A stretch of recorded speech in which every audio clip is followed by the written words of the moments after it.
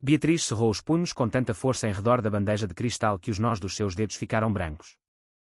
Sentia uma camada fina e gélida de suor a acumular-se nas palmas das suas mãos, tornando a superfície lisa e pesada do vidro perigosamente escorregadia. 3 dias. 3 miseráveis dias a trabalhar naquela quinta imponente, a Quinta de Paulo, e já sentia que cada passo que dava sobre o mármore polido podia ser o seu último. O medo de cometer um erro, de partir algo, de ser considerada inadequada, era uma presença constante e sufocante na sua mente. A música da festa, uma melodia clássica suave, ressoava desde o salão principal, uma onda sonora que se misturava com as risas contidas e as conversas de negócios dos convidados importantes que celebravam a inauguração da nova empresa de Paulo. A cozinha, por si só, era o dobro do tamanho de toda a sua casa anterior. Bancadas de mármore branco de Carrara estendiam-se sob luzes brilhantes e embutidas que faziam com que cada superfície polida parecesse saída de uma revista de decoração de luxo. Os eletrodomésticos, de aço inoxidável, reluziam como joias de uma coroa e os copos de cristal, frágeis e caríssimos, esperavam em filas perfeitas sobre as bandejas de prata. Beatriz caminhou com um cuidado extremo, os seus sapatos de sola de borracha quase silenciosos no chão, evitando tropeçar nos seus próprios pés, que pareciam movidos por nervos em vez de músculos. O seu uniforme preto, de um tecido rígido e desconfortável, sentia-se estranho contra a sua pele, demasiado elegante e formal para alguém como ela, habituada a roupas práticas e gastas. Não partas nada, não deixes cair nada, repetia para si mesma num mantra silencioso, enquanto equilibrava outra bandeja de coquetéis coloridos que tremeluziam sob as luzes. Apenas mais 3 dias para o fim do período de experiência. O som de saltos altos a tilintar no chão e vozes distintas, com uma dicção perfeita, aproximava-se do corredor. Eram empresários, políticos, figuras influentes que moviam o dinheiro e o poder da região. Beatriz nunca tinha estado tão perto daquele mundo e a distância social sentia-se em cada movimento seu, em cada segundo de hesitação antes de tocar em algo que, provavelmente, custava mais do que o seu salário de um ano inteiro. Foi então que o ouviu. Um ruído surdo, abafado, quase imperceptível por entre o zumbido dos aparelhos e a música distante. Vinha do fundo da cozinha. Beatriz deteve-se, inclinando a cabeça, tentando isolar o som. O congelador industrial roncava com o seu motor constante e monótono, mas havia algo mais. Algo orgânico. Como se alguém estivesse a bater suavemente do lado de dentro. Aproximou-se lentamente, o coração a começar a martelar contra as costelas, e pousou a bandeja com um cuidado infinito sobre a bancada de mármore fria. Os ruídos tornaram-se mais claros, pequenas pancadas fracas, como arranhões desesperados contra um metal gelado. O seu coração começou a bater descontroladamente. É a tua imaginação, Beatriz, disse a si mesma. São os nervos a pregarem-te uma partida. Mas os sons continuaram. Pequenos, urgentes, inconfundivelmente humanos. Com as mãos a tremer, Beatriz agarrou o puxador maciço do congelador industrial. O metal estava tão gelado contra a sua pele que pareceu queimá-la. Respirou fundo, enchendo os pulmões de ar, e puxou com toda a sua força. A porta abriu-se com um silvo de ar frio e o que viu deixou-a paralisada por um segundo que se sentiu eterno. Diogo e Leonor, os gêmeos de 4 anos de Paulo, estavam encolhidos entre os sacos de gelo e as caixas de produtos congelados. Os seus pequenos corpos tremiam violentamente, os lábios de um tom roxo assustador, os olhos grandes e assustados fixos nela como se fosse uma aparição fantasmagórica. Meu Deus! Beatriz lançou-se para a frente, o instinto a sobrepor-se ao choque. Os seus braços rodearam os corpos minúsculos das crianças, arrancando-os do frio cortante do congelador. O que fazem aqui? Como? As crianças agarraram-se a ela, os seus pequenos dedos como pedaços de gelo contra a sua pele quente. Leonor chorava em silêncio, as lágrimas a congelarem nas bochechas. Diogo tremia tanto que mal conseguia falar. Tínhamos frio, sussurrou Diogo com uma voz quebrada e frágil. Muito frio. Beatriz levou-os rapidamente para o centro da cozinha, para longe da porta aberta do congelador, e começou a esfregar-lhes os braços e as pernas, tentando desesperadamente gerar calor. A sua mente trabalhava a uma velocidade vertiginosa, tentando compreender como 2 crianças pequenas podiam ter acabado fechadas num congelador industrial com um fecho de segurança. Como é que vieram aqui parar? Perguntou, a sua voz surpreendentemente mais calma do que se sentia por dentro. Quem vos pôs aí? Diogo olhou para Leonor e algo passou entre eles. Uma comunicação silenciosa, um olhar partilhado que Beatriz não conseguiu decifrar completamente, mas que lhe gelou o sangue mais do que o ar do congelador. Foi um jogo, disse Leonor finalmente, a sua voz pequena e cansada. A tia Carla disse que era um jogo. Um jogo? Beatriz ajoelhou-se para ficar à altura deles. Que tipo de jogo? Ela disse para entrarmos no quarto frio, explicou Diogo, os dentes a bater uns nos outros. Disse que íamos brincar às escondidas, mas depois fechou a porta. E não voltou mais. Há quanto tempo estão aí? As crianças olharam-se de novo. Aquele olhar que parecia carregar segredos demasiado pesados para a sua idade. Não sabemos, sussurrou Leonor. Muito tempo. Gritámos, mas ninguém veio. Beatriz sentiu uma raiva fria a crescer-lhe no estômago, uma fúria protetora que nunca tinha sentido antes. E a tia Carla? Onde está ela agora? Disse que era segredo, acrescentou Diogo rapidamente, como se lembrasse de algo importante. Que não disséssemos ao pai porque ele ia zangar-se connosco. Antes que Beatriz pudesse responder, o som de saltos altos a aproximar-se ressoou no corredor. As crianças ficaram imediatamente tensas e Leonor escondeu-se atrás das pernas de Beatriz. Carla apareceu na entrada da cozinha. O seu vestido azul marinho impecável, o seu cabelo loiro perfeitamente penteado. O seu rosto mostrou uma surpresa genuína ao ver as crianças com Beatriz, mas havia algo nos seus olhos, um brilho fugaz, que não condizia com a expressão. Diogo. Leonor, exclamou, correndo na direção deles com os braços estendidos. Tenho-vos procurado por toda a casa. Ajoelhou-se e abraçou as crianças, mas Beatriz notou como os seus pequenos corpos ficaram rígidos nos seus braços. Viu como Diogo fechou os olhos com força, como se esperasse algo mau. O que se passou aqui? Perguntou Carla, olhando para Beatriz com uma preocupação maternal perfeitamente ensaiada. Onde estavam eles? Encontrei-os no congelador, respondeu Beatriz diretamente, a sua voz firme. Disseram que... No congelador, Carla levou uma mão ao peito, como se fosse a notícia mais chocante do mundo. Mas que traquinas! Como é que se lembraram de se meter aí? Eles disseram-me que a senhora lhes disse que era um jogo, insistiu Beatriz, observando cuidadosamente a reação de Carla. Carla riu-se suavemente, um som melódico e falso. Eu? Querida, não. Estes pequenos têm uma imaginação muito fértil. Voltou-se para as crianças com um sorriso que não chegava aos olhos. Verdade que estavam a brincar às escondidas sozinhos. Diogo abriu a boca para falar, mas algo no olhar de Carla, um aviso silencioso, fê-lo parar. Assentiu lentamente, baixando o olhar para o chão. Sim, murmurou. Estávamos a brincar sozinhos. Leonor também assentiu, mas Beatriz viu as lágrimas a acumularem-se nos seus olhos. Estás a ver? Disse Carla, dirigindo-se a Beatriz com um sorriso compreensivo. As crianças às vezes inventam histórias. É normal, especialmente quando perderam a mãe. Precisam de criar narrativas para lidar com o trauma. Nesse momento, Paulo apareceu na cozinha, o seu fato preto elegante a contrastar com a preocupação genuína no seu rosto. O que se está a passar aqui? Perguntou, olhando para as crianças a tremer. Disseram-me que havia um problema. Nada de grave, amor, respondeu Carla rapidamente, pondo-se de pé e alisando o vestido. As crianças estavam a brincar às escondidas e meteram-se no congelador. Felizmente, a Beatriz encontrou-os. Paulo aproximou-se dos filhos, tocando nas suas testas frias com mãos quentes e grandes. Estão bem? Não se magoaram. Estão ótimos, assegurou Carla. Apenas um pouco frios. Sabes como são as crianças, não pensam nas consequências. Beatriz observou a cena, sentindo uma estranha tensão no ar. Havia algo na forma como as crianças se comportavam perto de Carla, algo que não se encaixava na narrativa que estava a ser construída. Senhor Paulo, começou Beatriz cuidadosamente. Eu ouvi. A Beatriz é nova, interrompeu Carla suavemente, pondo uma mão compreensiva no ombro da empregada. Deve estar um pouco nervosa com a festa e tudo mais. É compreensível que interprete mal as situações. Paulo olhou para Beatriz, depois para os filhos, depois para a sua esposa. Tem a certeza de que estão bem? Perfeitamente, confirmou Carla. Só precisam de um banho quente e de roupa seca.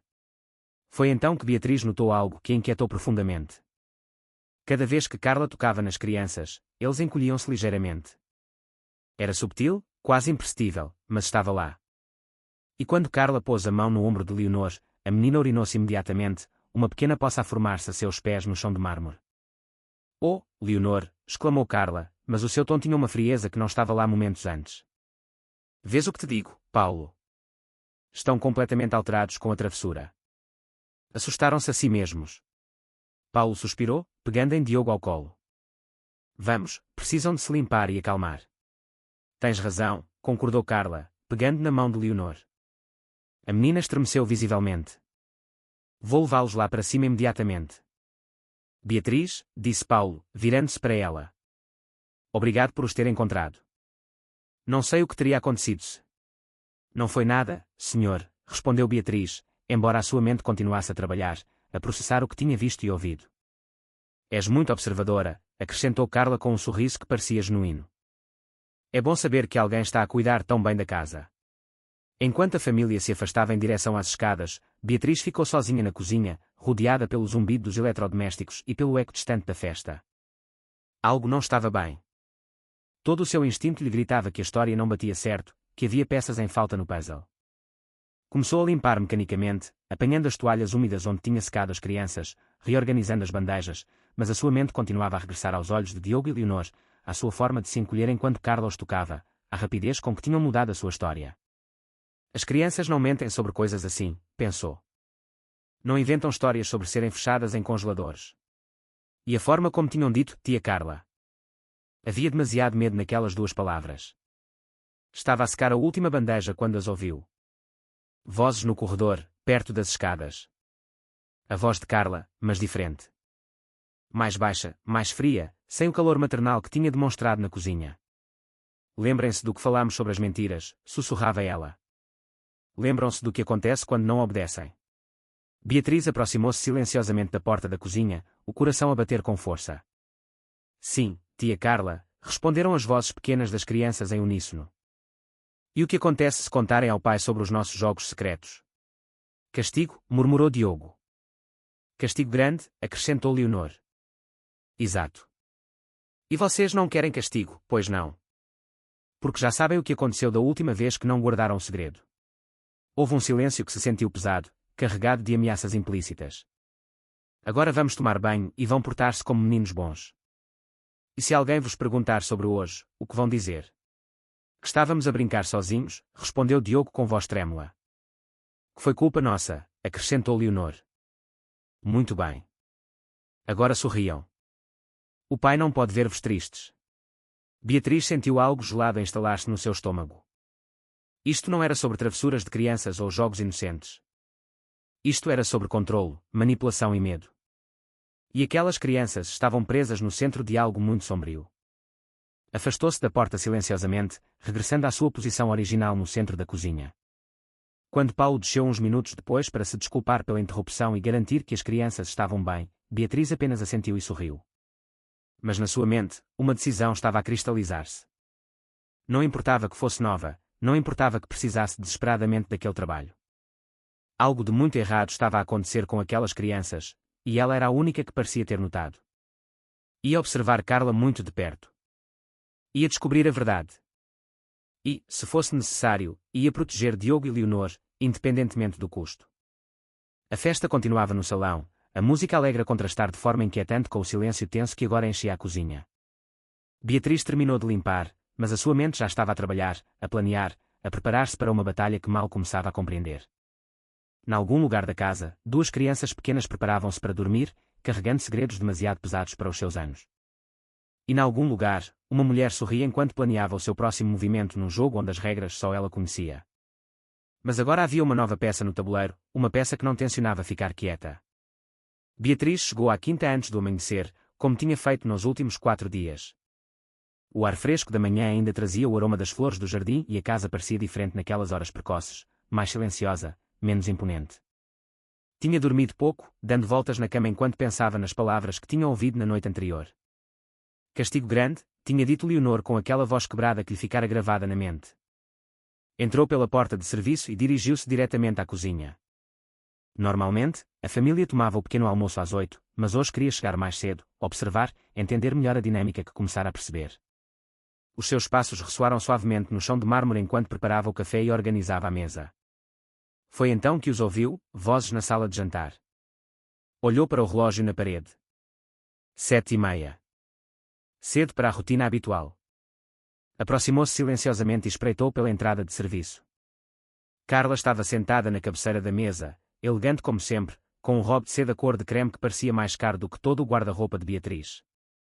Diogo e Leonor estavam nas suas cadeiras habituais, mas algo na sua postura chamou imediatamente a atenção de Beatriz. Diogo tinha os ombros curvados, olhando fixamente para o seu prato de fruta sem comer nada. Leonor estava sentada perfeitamente direita, demasiado quieta para uma menina de 4 anos, com as mãos cuidadosamente pousadas no colo. Vamos, Diogo, dizia Carla com voz doce, mas havia algo afiado por baixo do mel.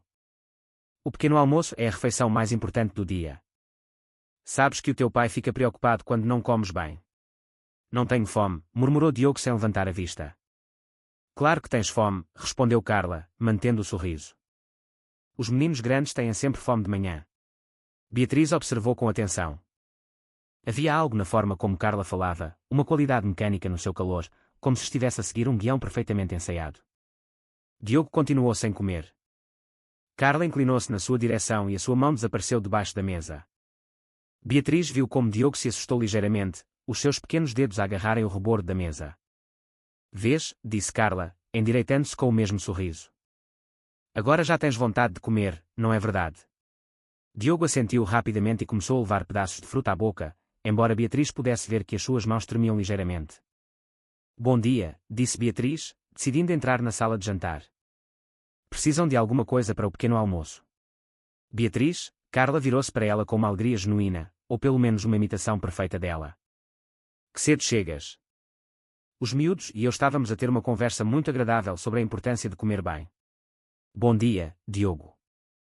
Leonor, cumprimentou Beatriz, observando cuidadosamente as reações das crianças. Leonor olhou para ela brevemente e depois baixou a vista de novo.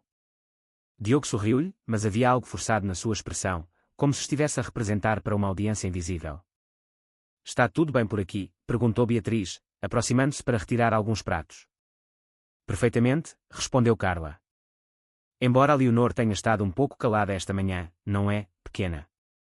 Voltou-se para Leonor e sussurrou-lhe algo ao ouvido. Beatriz não conseguiu ouvir as palavras, mas viu como os olhos de Leonor se encheram de lágrimas imediatamente. A menina não fez barulho, não protestou, simplesmente deixou que as lágrimas rolassem silenciosamente pelas suas bochechas. Está tudo bem, amor, disse Carla em voz alta, abraçando Leonor contra o seu peito. Às vezes as meninas ficam sensíveis sem razão. É normal na idade dela. Nesse momento, os passos de Paulo ressoaram no corredor. Imediatamente, Beatriz notou uma mudança na atmosfera. Carla endireitou-se. O seu sorriso tornou-se mais brilhante, mais natural. Até a sua voz mudou de tom. Amor, exclamou quando Paulo entrou na sala de jantar. Os miúdos e eu estávamos a ter o pequeno almoço mais maravilhoso, não é, pequenos? Diogo e Leonor assentiram em uníssono, como se tivessem sido treinados para essa resposta. Paulo beijou a testa de Carla e depois aproximou-se dos filhos. Como estão os meus pequenos esta manhã? Bem, pai, respondeu Diogo, a sua voz soando mais natural. Agora estou bem, murmurou Leonor, limpando as bochechas discretamente. A Leonor estava um pouco emotiva há pouco, explicou Carla, acariciando o cabelo da menina. Mas já está melhor. As crianças podem ser tão imprevisíveis às vezes. Paulo franziu ligeiramente o sobrolho. Estás bem, princesa. Leonor assentiu rapidamente, mas Beatriz viu como os seus pequenos dedos se agarravam à sua saia. O resto do pequeno almoço decorreu numa normalidade aparente. Paulo falou sobre o seu dia de trabalho. Carla comentou alguns planos para a semana e as crianças permaneceram silenciosas e obedientes. Mas Beatriz tinha visto o suficiente para saber que algo estava profundamente errado. Depois de Paulo sair para trabalhar e Carla subir para o seu quarto para se preparar para o dia, Beatriz ficou com as crianças na sala de jantar. Querem que vos prepare mais alguma coisa? Perguntou suavemente. Diogo abanou a cabeça, mas Leonor olhou para ela com aqueles olhos grandes que pareciam carregar segredos demasiado pesados. Beatriz, sussurrou Leonor, olhando para as escadas para se certificar de que Carla não estava por perto. Podes ajudar-me com o meu banho? Claro que sim, respondeu Beatriz. Onde está a tia Carla? Está lá em cima, disse Diogo. Mas a Leonor não quer que ela lhe dê banho. Por quê? Perguntou Beatriz. As crianças olharam-se. Aquela comunicação silenciosa que Beatriz começara a reconhecer como um sinal de perigo. Não gostamos quando ela nos toca, murmurou Leonor finalmente. Antes que Beatriz pudesse responder, a voz de Carla chegou do andar de cima. Leonor. Diogo. Hora do banho. Leonor agarrou-se imediatamente ao braço de Beatriz, os seus pequenos dedos a cravarem-se no tecido do seu uniforme. Não quero, sussurrou. Por favor. Beatriz sentiu algo a apertar-se no seu peito. Posso dar-lhe o banho, gritou para Carla. Se não for incômodo. Carla apareceu no topo das escadas, já vestida com um elegante conjunto azul marinho. Tens a certeza? Não quero que sintas que tens de fazer trabalho extra. Não é problema, insistiu Beatriz. Gosto de ajudar com as crianças. Que querida que és, respondeu Carla, descendo as escadas. Embora deva dizer que a Leonor tem estado um pouco difícil ultimamente. Suponho que faça parte do processo de adaptação. Leonor escondera-se atrás de Beatriz, o seu pequeno corpo a tremer ligeiramente. Está tudo bem, disse Beatriz, pondo uma mão protetora no ombro da menina. Às vezes as crianças precisam de tempo. Exato, concordou Carla, mas havia algo no seu tom que não se encaixava. Embora espere que ela não esteja a desenvolver problemas de comportamento. Seria terrível ter de a corrigir. A forma como disse corrigir fez Beatriz sentir um arrepio. Depois do banho, Beatriz levou as crianças para o jardim para brincarem. Era uma manhã bonita e pensou que o ar fresco lhes faria bem. Diogo tinha trazido alguns carrinhos de brincar e Leonor tinha uma boneca que abraçava constantemente. Carla juntou-se a eles depois de alguns minutos, sentando-se numa das cadeiras de jardim com uma chávena de café e uma revista. Parecia a imagem perfeita de uma madrasta carinhosa a supervisionar os seus enteados. Por que não vais para os baloiços, Diogo? Sugeriu Carla. Sabes o quanto gostas de te baloiçar. Diogo olhou para o baloiço, depois para Carla, depois de novo para o baloiço. Está bem, murmurou. Dirigiu-se para a área de jogos que Paulo tinha instalado no ano anterior. Era elaborada e cara, com baloiços, um escorrega e uma pequena casa de brincar. Diogo subiu para o baloiço e começou a balançar-se suavemente. Beatriz estava a ajudar Leonor a arranjar o cabelo da sua boneca quando ouviu um grito. Virou-se a tempo de ver Diogo a cair do baloiço, aterrando com força no chão. Diogo, Beatriz correu na sua direção, mas Carla chegou primeiro. O que aconteceu? Perguntou Carla, ajoelhando-se ao lado do menino. Estás magoado? Diogo esfregava o braço, com lágrimas a rolarem-lhe pelas bochechas. Caí, soluçou. Coitadinho, disse Carla, abraçando-o. Mas tens de ter mais cuidado. Os meninos grandes não caem dos baloiços tão facilmente. Beatriz franziu o sobrolho. Tinha estado a observar e teria jurado que vira Carla aproximar-se do baloiço um pouco antes de Diogo cair, mas tudo acontecera tão rápido. E agora Carla estava a consolar o menino com uma preocupação maternal perfeita. Estás bem, pequeno? Perguntou Beatriz, verificando o braço de Diogo. Sim, murmurou Diogo, embora continuasse a soluçar. É apenas um pequeno arranhão, sentenciou Carla. Nada que um pouco de gelo não possa resolver. Mas, Diogo, tens de me prometer que vais ser mais cuidadoso. Não queremos que o pai se preocupe por te magoares a brincar, pois não. Diogo abanou a cabeça vigorosamente. Bom, disse Carla, beijando-lhe a testa. Agora vamos para dentro para te tratar. Naquela tarde, enquanto as crianças descansavam, Beatriz decidiu que precisava de falar com Paulo. Tinha visto sinais estranhos suficientes para justificar a sua preocupação. Esperou até ele regressar do trabalho e estar no seu escritório a rever alguns documentos. Com licença, Sr. Paulo, disse, batendo suavemente à porta. Podia falar consigo um momento? Claro, Beatriz, entra.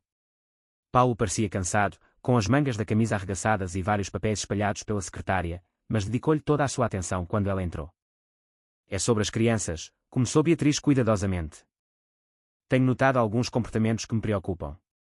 Que tipo de comportamentos? Parecem muito ansiosos. A Leonor não quer que lhe deem banho. O Diogo tem pesadelos e hoje caiu do baloiço de uma forma muito estranha. Paulo franziu o sobrolho. Estás a sugerir que há algo com que me deva preocupar? Não tenho a certeza, admitiu Beatriz. Só acho que talvez. Talvez o quê? A voz de Carla chegou da porta. Tinha aparecido silenciosamente, como se estivesse à espera daquela conversa.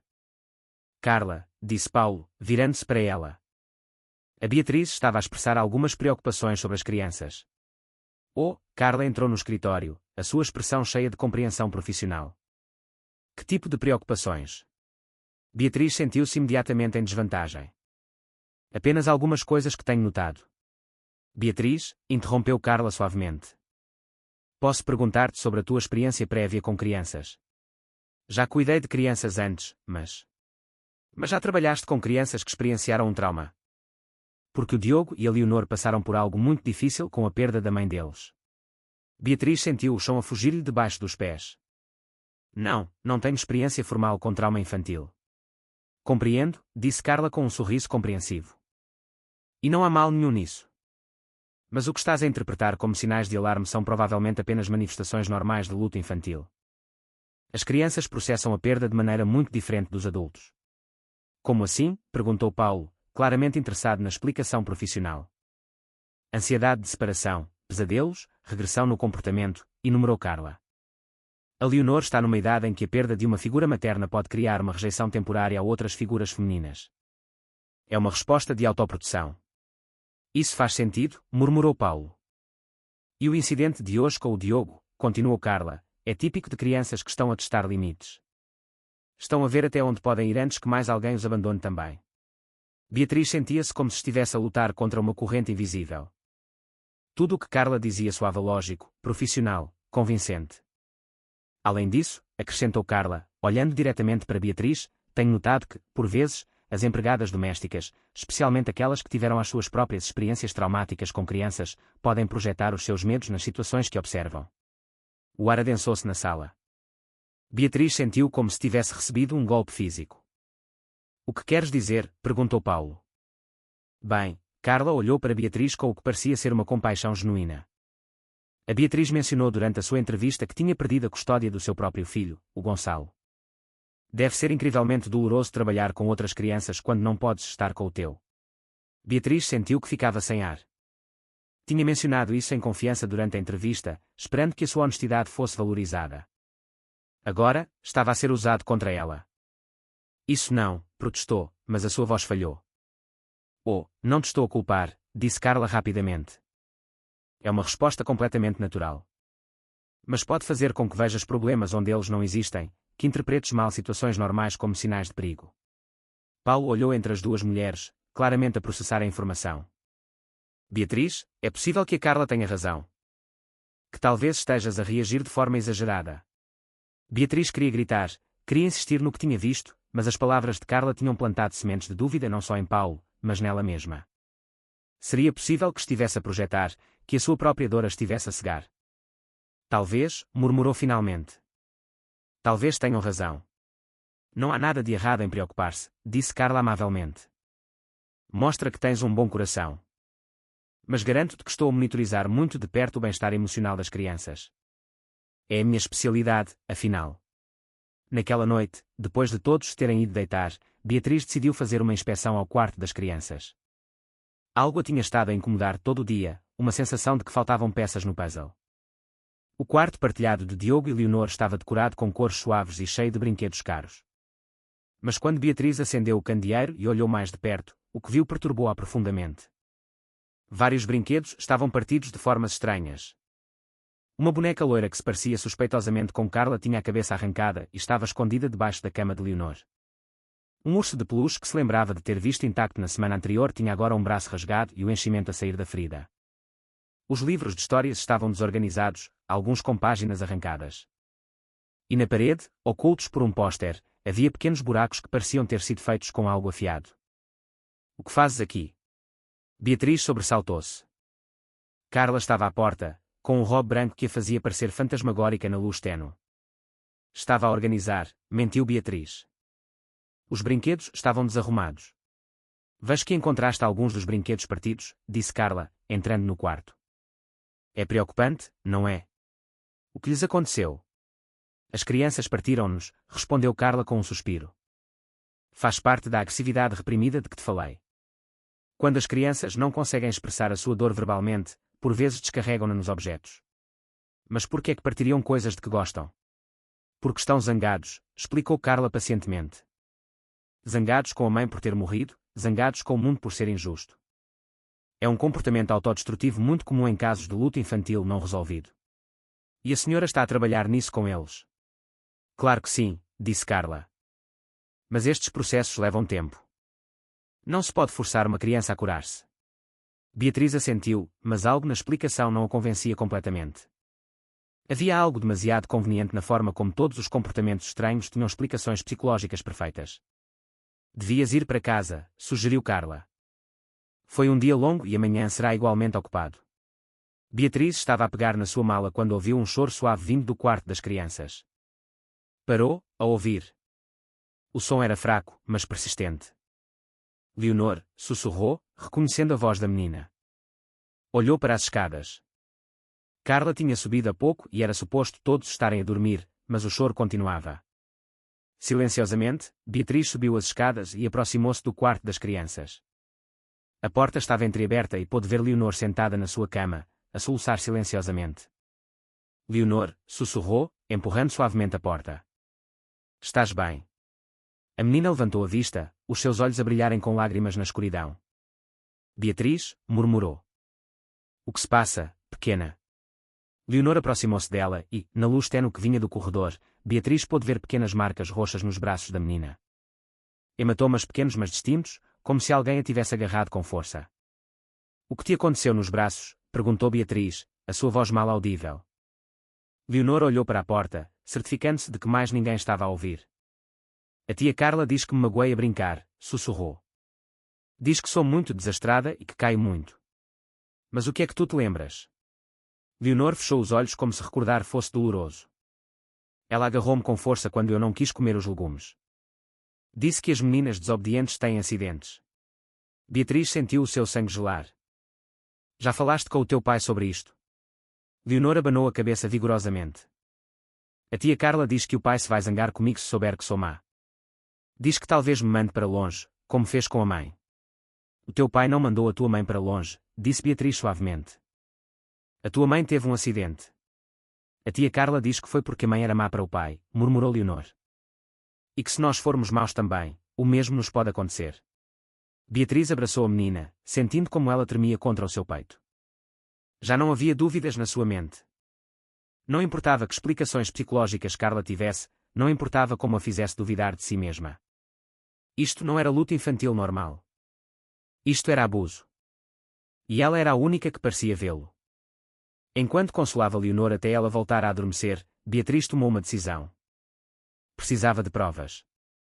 Precisava de evidências concretas que não pudessem ser explicadas ou manipuladas. E precisava de as encontrar antes que algo pior acontecesse àquelas crianças. Beatriz começou a sua investigação silenciosa no dia seguinte.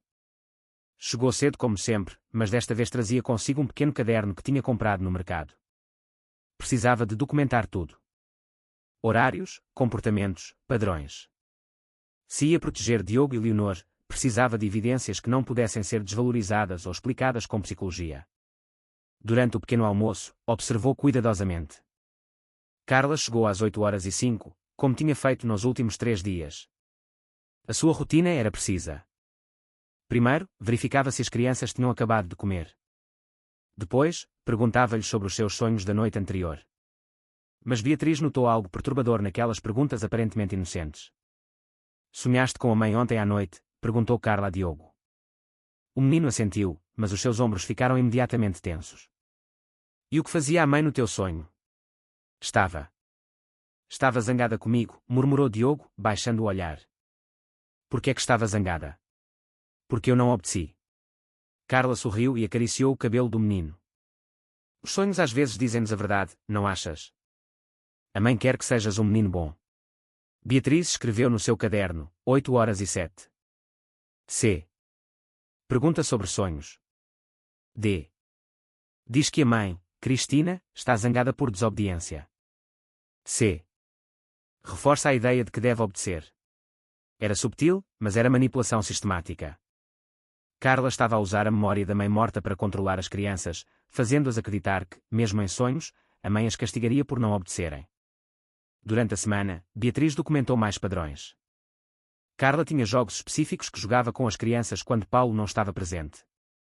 Um chamava-se O Segredo Maior, onde lhes dava doces se conseguissem mentir de forma convincente sobre algo pequeno. Vamos lá, Leonor, tinha dito Carla na terça-feira à tarde. Diz à Beatriz que comeste cereais ao pequeno almoço esta manhã. Leonor tinha olhado, confusa. Mas eu comi fruta. Sim, mas isto é um jogo. Tens de fazer a Beatriz acreditar que foram cereais. Não quero mentir, tinha sussurrado Leonor. Não é mentir, tinha explicado Carla pacientemente. É representar, como nos filmes. E as meninas que representam bem recebem prémios. Quando Leonor olhou para Beatriz e disse timidamente que tinha comido cereais, Carla abraçou-a e deu-lhe uma bolacha especial.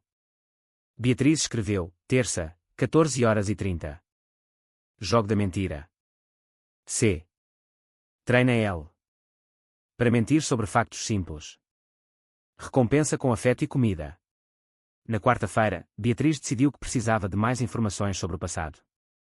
Durante a sua hora de almoço, dirigiu-se à casa do lado, a casa de aldeia da Dona Maria, uma senhora idosa que tinha visto a trabalhar no seu jardim. Com licença, disse Beatriz, aproximando-se da cerca que separava as propriedades. Sou Beatriz. Trabalho na casa dos senhores da quinta. Dona Maria levantou a vista das suas rosas, ajustando os óculos. Ah, sim, a nova empregada. Como estão os pequenos? Bem, respondeu Beatriz cuidadosamente. Posso fazer-lhe uma pergunta? A senhora conheceu a primeira esposa do Sr. Paulo. O rosto de Dona Maria ensombrou-se imediatamente. A Cristina. Coitadinha. Era uma excelente mãe. Dona Maria aproximou-se da cerca, baixando a voz. Era uma santa. Aqueles miúdos eram a vida dela. Nunca vi uma mãe mais dedicada. Disseram-me que morreu num acidente de carro. Dona Maria olhou para a quinta como se certificasse de que ninguém estava a ouvir. Supostamente. Mas a Cristina era uma excelente condutora. Tinha conduzido naquelas estradas de montanha 1000 vezes. E o carro estava em perfeitas condições, o Paulo certificava-se disso. O que é que acha que aconteceu realmente? Não sei, admitiu Dona Maria. Mas sei que essa nova esposa apareceu muito depressa depois do funeral. Demasiado depressa. Como se já estivesse à espera da sua oportunidade. Conhecia a Carla de antes. Via-a algumas vezes quando a Cristina ainda era viva, revelou Dona Maria. Era a psicóloga das crianças depois de a Cristina ter tido problemas com a depressão pós-parto. Mas sempre me pareceu estranho que uma psicóloga infantil passasse tanto tempo com o marido e não apenas com os pacientes. Beatriz sentiu algo gelado a instalar-se-lhe no estômago. Carla era a terapeuta das crianças enquanto a Cristina estava viva. Sim. A Cristina tinha-me contado que se sentia desconfortável com ela, que a Carla fazia demasiadas perguntas sobre o seu casamento e as suas finanças. Mas o Paulo insistia que era a melhor. E depois do acidente, a Carla esteve lá imediatamente para apoiar a família no seu luto, disse Dona Maria com sarcasmo. 6 meses depois, eram marido e mulher. Essa informação mudou completamente a perspectiva de Beatriz. Carla não era apenas uma madrasta abusiva, tinha sido uma ameaça para a família desde muito antes. Ao regressar à casa, Beatriz notou que algo tinha mudado. Carla olhava para ela de maneira diferente, mais calculadora, como se tivesse detectado que algo se estava a passar. Beatriz, disse Carla naquela tarde, enquanto as crianças brincavam no jardim. Podemos falar um momento. Sentaram-se na sala e Carla adotou a postura que Beatriz começara a reconhecer como o seu modo psicóloga. Inclinada para a frente, expressão compreensiva mas penetrante. Tenho notado que tens andado um pouco tensa ultimamente, começou Carla. Está tudo bem em casa? Está tudo bem, respondeu Beatriz cuidadosamente. Tens a certeza? Porque tenho notado que observas muitas crianças, a mim, a dinâmica familiar. Carla sorriu, mas havia-se por detrás da expressão. É natural, claro. Especialmente considerando a tua situação pessoal. A minha situação pessoal. A perda da custódia do teu filho, o Gonçalo, disse Carla suavemente. Deve ser muito doloroso trabalhar com uma família quando a tua própria está desfeita. Beatriz sentiu como se tivesse recebido uma bufetada. A minha situação familiar não afeta o meu trabalho. Oh, não estou a sugerir que o faça intencionalmente, esclareceu Carla. Mas o trauma pode fazer-nos ver coisas que não estão lá. Interpretar situações normais como ameaças. É um mecanismo de defesa muito comum. Eu não estou a imaginar nada. Carla inclinou-se mais. Beatriz, já trabalhei com muitas famílias ao longo dos anos. Já vi como a projeção pode toldar o julgamento das pessoas. E, francamente, preocupa-me que possas estar a desenvolver ideias erradas sobre esta família. A ameaça era subtil, mas clara. Beatriz entendeu que Carla sabia exatamente o que ela estava a pensar. Não tenho ideias erradas sobre nada, disse Beatriz firmemente. Espero que não, respondeu Carla. Porque seria muito triste se o Paulo sentisse que não podia confiar em ti com os seus filhos. Especialmente considerando o quão difícil deve ser para ti encontrar trabalho com o teu historial. Aí estava a ameaça direta. Carla estava a deixar claro que conhecia a vulnerabilidade de Beatriz e que não hesitaria em usá-la. Naquela tarde, Beatriz recebeu uma chamada inesperada. Era o doutor. Jorge Pires, o pediatra das crianças, a pedir para falar com ela depois da consulta de rotina de Diogo e Leonor. Senhora Beatriz, disse o médico quando se encontraram no estacionamento da clínica. Preciso de falar consigo sobre as crianças. Está tudo bem. O doutor Pires olhou em volta, nervoso. Tenho notado algumas mudanças no Diogo e na Leonor nos últimos meses. Mudanças que me preocupam. Que tipo de mudanças? Ansiedade extrema, regressão no desenvolvimento, alguns sinais físicos menores que podem indicar stress crónico. O médico baixou a voz. E hoje, quando examinei a Leonor, encontrei alguns hematomas que não se encaixam nas explicações que me deram. Beatriz sentiu o coração a acelerar. Que tipo de hematomas? Marcas de pressão nos braços, consistentes com ser agarrada com força. Quando lhe perguntei o que tinha acontecido, ela disse-me que tinha caído. Mas a localização e o padrão não são consistentes com uma queda. Disse isso à senhora Carla. Mencionei as minhas preocupações, mas ela tinha explicações muito convincentes. Falou sobre comportamento autodestrutivo relacionado com o luto, tendências desajeitadas relacionadas com o stress. O médico suspirou. Sou médico, não psicólogo. E ela é psicóloga licenciada. Mas o meu instinto diz-me que algo não está bem. O que posso fazer? Observar. Documentar. E se vir algo que definitivamente não está bem, fale comigo imediatamente. O médico entregou-lhe o seu cartão pessoal. Este é o meu número direto. Dia ou noite. Ao regressar à casa, Beatriz sentia-se mais determinada, mas também mais assustada. Se o médico profissional estava a notar sinais de abuso, então ela não estava a imaginar coisas. A sua determinação fortaleceu-se ainda mais no dia seguinte, quando presenciou o incidente mais grave até ao momento. Estava na cozinha a preparar o almoço quando ouviu um barulho forte vindo das escadas, seguido pelo choro desesperado de Diogo. Correu na direção do som e encontrou o menino ao pé das escadas, com Carla inclinada sobre ele. O que aconteceu? Perguntou Beatriz, ajoelhando-se ao lado de Diogo. Ele caiu, explicou Carla rapidamente. Estava a correr pelas escadas, embora eu já lhe tenha dito 1000 vezes para não o fazer. Mas Diogo estava a soluçar de uma maneira que ia além da dor física. Era o choro de terror puro. Eu não estava a correr, murmurou entre soluços. Não estava a correr. Claro que estavas a correr, disse Carla firmemente. Eu vi-te. E olha o que aconteceu por não obedeceres. Eu não estava a correr, gritou Diogo subitamente, com mais coragem do que Beatriz alguma vez o vira mostrar. A expressão de Carla mudou por uma fração de segundo, tornando-se fria e ameaçadora antes de regressar à preocupação maternal.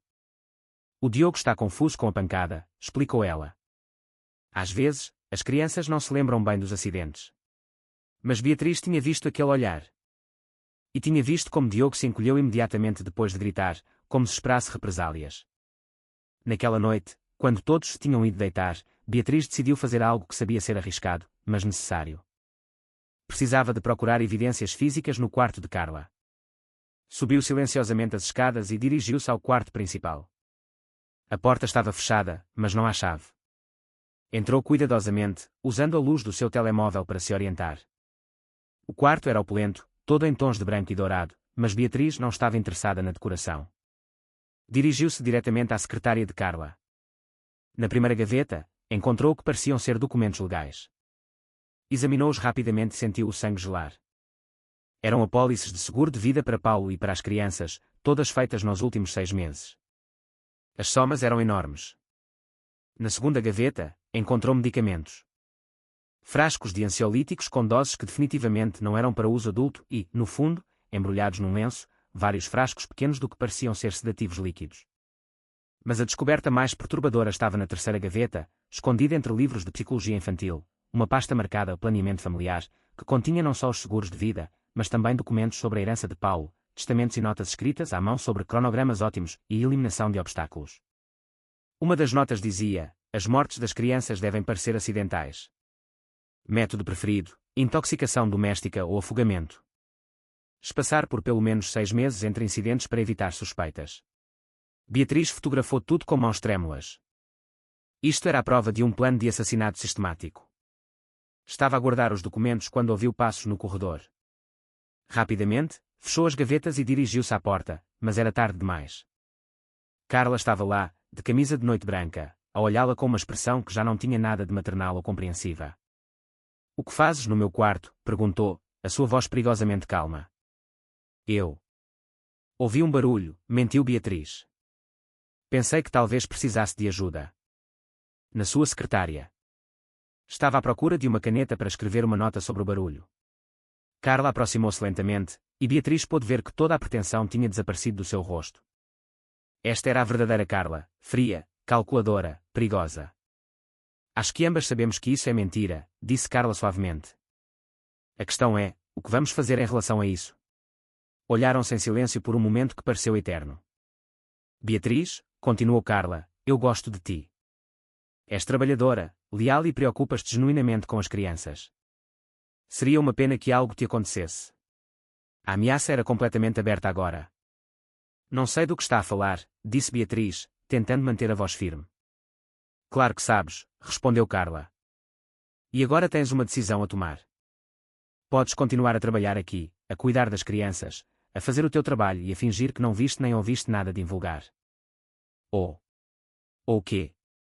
Ou podes tornar-te um problema que precisa de ser resolvido. Beatriz entendeu perfeitamente. Não era apenas ela que estava em perigo, a sua mera existência tornara-se uma ameaça ao plano de Carla. Compreendo, murmurou Beatriz. Espero que sim, disse Carla. Porque seria realmente terrível se o Paulo descobrisse que a sua empregada de confiança andava a roubar. Ou se as crianças tivessem um acidente enquanto estavas supostamente a cuidar delas. As coisas podem tornar-se muito complicadas, muito rapidamente. Com essa ameaça final, Carla afastou-se para deixar Beatriz passar. No dia seguinte, Beatriz ouviu Carla falar ao telefone no seu escritório. A porta estava entreaberta e as palavras chegaram claramente. Sim, precisamos de acelerar o cronograma, dizia Carla. Surgiu uma complicação que precisa de ser gerida. O primeiro obstáculo tem de ser eliminado nas próximas 2 semanas, e depois podemos prosseguir com o resto do plano. Uma pausa. E se surgirem perguntas?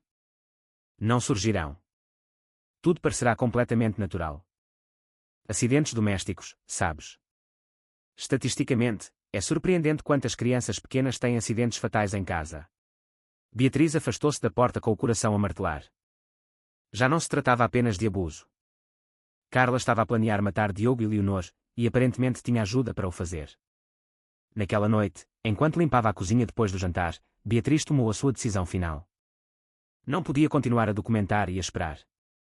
Não tinha tempo para recolher mais provas de forma segura. As vidas daquelas crianças estavam em perigo imediato, e ela era a única que o sabia. Precisava de agir, e precisava de o fazer depressa. Mas também precisava de ser inteligente. Carla já suspeitava dela, e um passo em falso poderia ser fatal, não só para as crianças, mas para ela também. Enquanto planeava o seu próximo movimento, uma coisa era completamente clara. A guerra silenciosa tinha terminado. Agora era uma batalha aberta pela sobrevivência. E Beatriz tinha de ganhar. Porque se não o fizesse, Diogo e Leonor morreriam, e Carla safar-se-ia com o assassinato perfeito. Beatriz sabia que precisava de criar a oportunidade perfeita para que Carla se revelasse completamente. Tinha estado a pensar durante dias como o fazer sem pôr as crianças em maior risco, quando a sorte lhe sorriu de uma forma inesperada. Na quinta-feira de manhã, enquanto servia o pequeno almoço, ouviu Paulo a falar ao telefone no seu escritório. A sua voz soava tensa, preocupada. Quando é que precisam que eu esteja aí? Perguntava ele. Compreendo, mas é muito repentino. Sim, claro. Se o contrato está em risco. Quando desligou, Beatriz arranjou forma de estar por perto quando ele saiu do escritório. Está tudo bem, Sr. Paulo? Perguntou inocentemente. Paulo passou uma mão pelo cabelo, claramente frustrado. Problemas com um cliente em Coimbra. Preciso de viajar hoje mesmo, ou perdemos um contrato muito importante. Por quanto tempo? Provavelmente até amanhã à noite. É um timing terrível, mas não tenho opção. Olhou para a sala de jantar, onde Carla tomava o pequeno almoço com as crianças. Pelo menos a Carla estará aqui para cuidar do Diogo e da Leonor. Beatriz sentiu o pulso a acelerar. Esta era a oportunidade que tinha estado à espera. Mas também era terrivelmente perigosa. Claro, disse ela. Eu estarei aqui para ajudar com o que for preciso. Paulo dirigiu-se à sala de jantar para dar a notícia à sua família. Beatriz seguiu, observando cuidadosamente a reação de Carla. Coimbra, disse Carla. E por uma fração de segundo, Beatriz viu algo que parecia satisfação nos seus olhos, antes de ser substituído por uma preocupação fingida. Que incômodo para ti, amor. Mas não te preocupes, as crianças e eu estaremos perfeitamente bem. Eu sei, respondeu Paulo, beijando-lhe a testa. A Beatriz também estará aqui para ajudar. Claro, sorriu Carla. Mas quando olhou para Beatriz, havia algo calculista na sua expressão. Será como uma grande festa do pijama, não é, crianças? Diogo e Leonor assentiram, mas Beatriz notou que não pareciam especialmente entusiasmados com a perspectiva. Depois de Paulo partir para o aeroporto, Beatriz começou os seus preparativos. Primeiro, precisava de arranjar formas de documentar o que quer que acontecesse. Tinha comprado um telemóvel básico com o seu próprio dinheiro e agora escondeu na cozinha, configurado para gravar áudio. Também deixou o seu telemóvel pessoal a gravar na sala de estar, escondido atrás de uns livros. Depois, enquanto Carla estava no seu quarto a preparar-se para o dia, Beatriz aproximou-se discretamente das crianças. Diogo, Leonor, disse-lhes suavemente enquanto brincavam no jardim. Preciso que me prometam uma coisa muito importante. O quê? Perguntou Diogo, levantando a vista dos seus carrinhos. Se em algum momento se sentirem assustados, ou se algo de mal estiver a acontecer, quero que gritem muito alto. Entendem? Não importa se a tia Carla vos disser para não o fazerem. Gritem o mais alto que puderem. Leonor olhou para ela com aqueles olhos grandes que pareciam entender mais do que uma menina de 4 anos deveria. Vai acontecer alguma coisa de mal? Espero que não, respondeu Beatriz honestamente. Mas se acontecer, preciso que sejam muito corajosos e que façam muito barulho para que eu possa ajudar-vos. As crianças olharam-se. Aquela comunicação silenciosa que Beatriz aprendera a reconhecer. Como quando estávamos no quarto frio, perguntou Diogo. Exatamente como nessa altura. Mas desta vez, se precisarem de ajuda, gritem imediatamente. Está bem, murmurou Leonor, agarrando a mão do seu irmão. Ao meio-dia, Beatriz notou a primeira mudança significativa no comportamento de Carla. Sem Paulo presente, a máscara começou a deslizar de formas mais óbvias. Diogo, disse Carla durante o almoço, a sua voz mais fria do que o habitual. Para de brincar com a comida. Não estou a brincar, protestou Diogo. Só estou a comer devagar. Não me contradigas, respondeu Carla bruscamente. Quando te digo alguma coisa, obedeces imediatamente. O tom era completamente diferente do que usava quando Paulo estava presente. Beatriz, que estava a servir água, notou como Diogo se encolheu imediatamente. Carla, interveio Beatriz cuidadosamente. Talvez o Diogo não tenha muita fome. Carla virou-se para ela com um olhar que poderia ter congelado água. Beatriz, aprecio a tua preocupação, mas eu trato da disciplina destas crianças. Claro, respondeu Beatriz, mas manteve a sua posição perto da mesa. Depois do almoço, Beatriz notou que as crianças estavam a agir de forma estranha, mais sonolentas do que normal, um pouco confusas. Leonor cambaleou ligeiramente quando se levantou da mesa e Diogo parecia ter dificuldades em focar a vista. Um alarme disparou na mente de Beatriz. Durante o almoço, tinha visto Carla adicionar algo ao sumo das crianças quando pensava que ninguém estava a olhar. Na altura, parecera açúcar ou vitaminas, mas agora... Sentem-se bem, perguntou a Leonor, agachando-se para ficar à sua altura. Tenho sono, murmurou Leonor, esfregando os olhos. E eu sinto-me esquisito, acrescentou Diogo, agarrando-se ao braço de Beatriz. Beatriz olhou para onde estava Carla, que as observava com uma expressão que já não tinha nada de maternal. Acho que eles precisam de uma cesta, disse Carla. Toda esta mudança de rotina deve estar a afetá-los. Talvez devessem ficar aqui embaixo, sugeriu Beatriz. Onde eu possa vigiá-los. Não, respondeu Carla firmemente. Sobem para o quarto deles. Agora. Beatriz ajudou as crianças a subir as escadas, notando como se apoiavam pesadamente nela. Uma vez no quarto, inclinou-se para eles. Lembram-se do que eu vos disse sobre gritar, sussurrou. Eles assentiram, sonolentos. Se acordarem e se sentirem assustados, façam muito barulho. Está bem, murmurou Diogo, já meio adormecido. Beatriz desceu as escadas com o coração a martelar. Precisava de confrontar Carla sobre o que tinha posto na bebida das crianças, mas também precisava de ser cuidadosa. Encontrou Carla na cozinha, a limpar meticulosamente os copos que tinham usado para o sumo. O que deu às crianças? Perguntou Beatriz diretamente. Carla parou, mas não se virou. Não sei do que falas. Eu vi que adicionou algo ao sumo deles. Agora estão anormalmente sonolentos. Carla virou-se lentamente, e a expressão no seu rosto era completamente diferente de qualquer coisa que Beatriz já tivesse visto. Toda a pretensão de calor tinha desaparecido. E o que vais fazer em relação a isso? Perguntou, a sua voz perigosamente calma. Vou ligar ao Sr. Paulo. Não, não vais. Nesse momento, Beatriz percebeu que tinha cometido um erro. Devia ter ligado imediatamente. Devia ter tirado as crianças da casa. Em vez disso, tinha-se colocado diretamente na linha de fogo. Carla, disse, tentando manter a voz calma. Não sei quais são os seus planos, mas... Os meus planos? Carla riu, mas não havia humor no som. Oh, Beatriz, tu não percebes com quem estás a lidar, pois não? Aproximou-se de Beatriz, e a sua postura corporal tinha mudado completamente. Já não era a madrasta elegante e preocupada, era algo muito mais perigoso. Tenho estado a planear isto há 2 anos, continuou Carla. 2 anos a observar, a esperar, a preparar. E não vou deixar que uma empregada intrometida arruine tudo. Preparar o quê? A eliminação de obstáculos, respondeu Carla casualmente, como se estivesse a falar do tempo.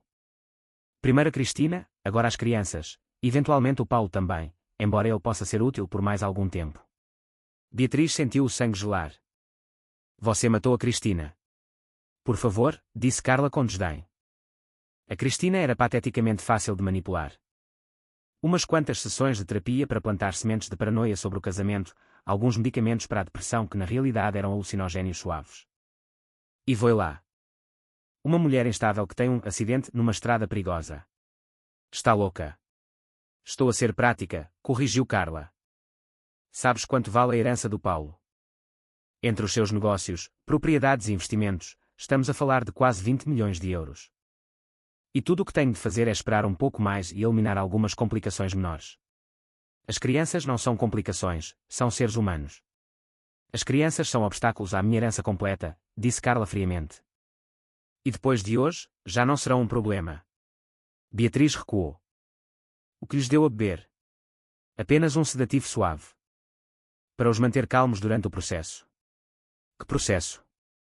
Carla sorriu, e a expressão era completamente desprovida de humanidade. Um acidente doméstico muito trágico.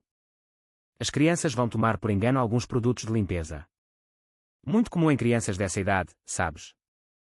E, claro, será culpa tua, por não os vigiares adequadamente.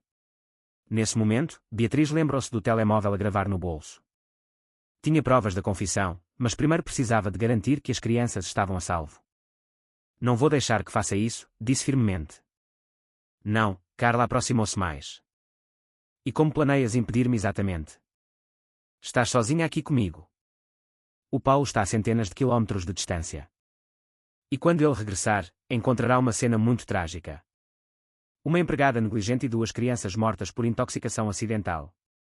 Beatriz começou a recuar em direção às escadas.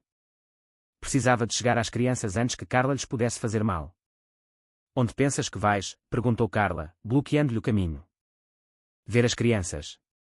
Não, não vais. Carla agarrou o braço de Beatriz com uma força surpreendente. Era mais forte do que parecia e tinha a vantagem do planeamento.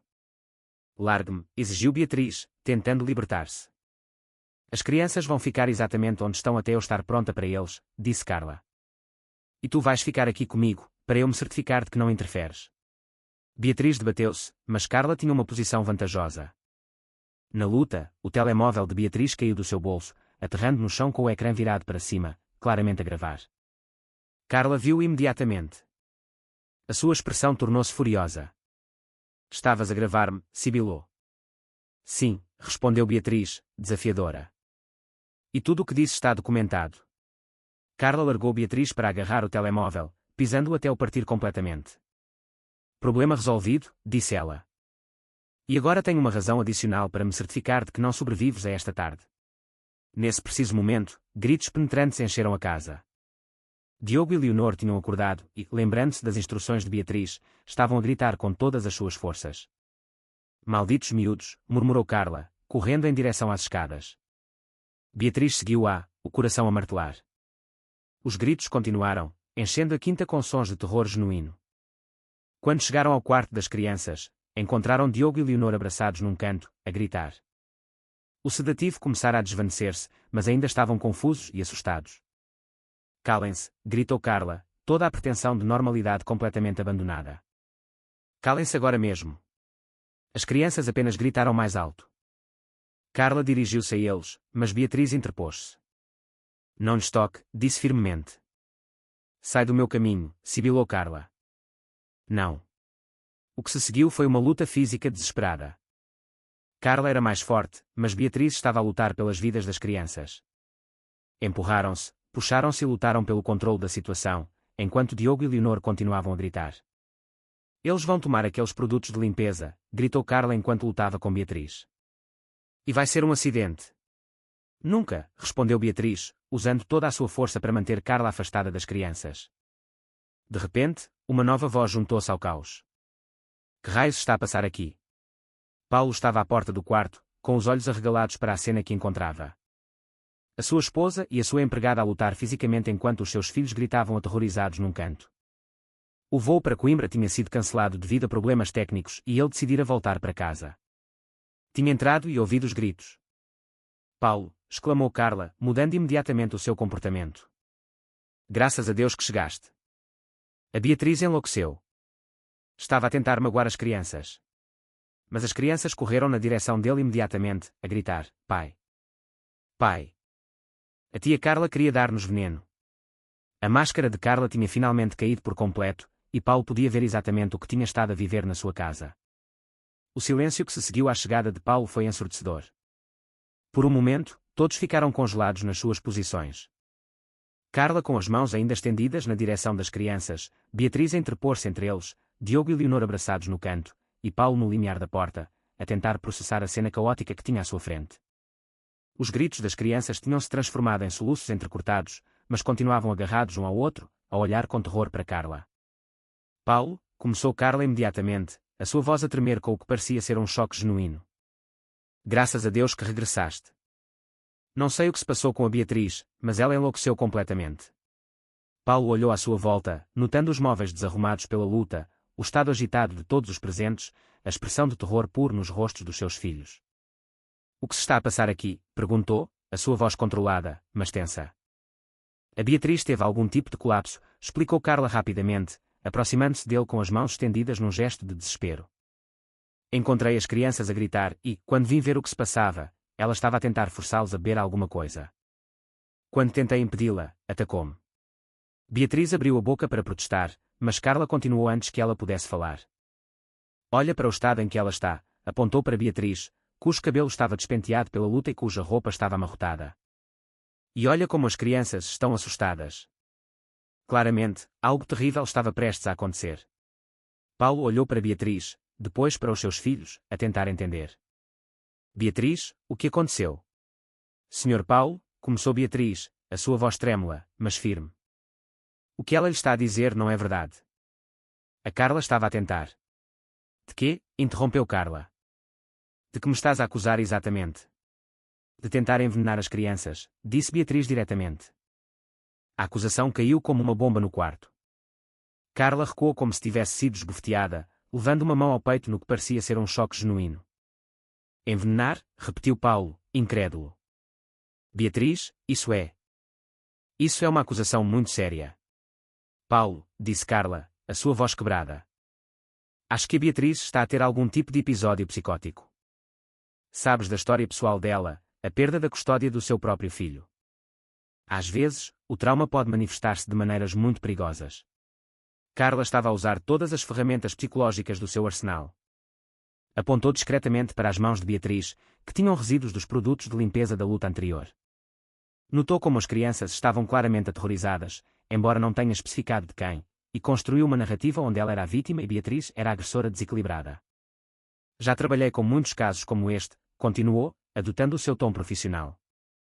A projeção do trauma pessoal pode criar alucinações paranoicas. A Beatriz provavelmente acreditou genuinamente que estava a proteger as crianças de alguma ameaça imaginária. Paulo olhou entre as duas mulheres, claramente dividido.